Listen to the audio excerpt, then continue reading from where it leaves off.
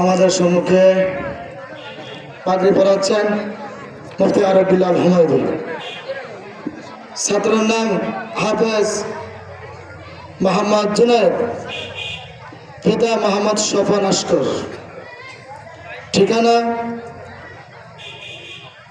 হরিণী দক্ষিণ দিগলদি, ডাকঘর খায়রাট, উপজেলা ভোলা সদর।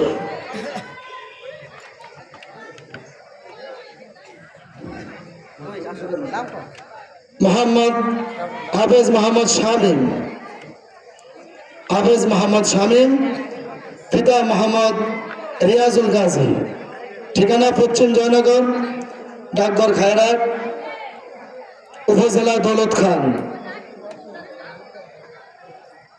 3 নম্বর হাফেজ হয়েছেন হাফেজ মোহাম্মদ জিদান, পিতা মোহাম্মদ বশির আহমেদ, ঠিকানা সৈয়দপুর, ডাকঘর নুরমিয়ারহাট, উপজেলা দৌলত খান। তারপর হাফেজ হয়েছেন হাফেজ মোহাম্মদ আফসান,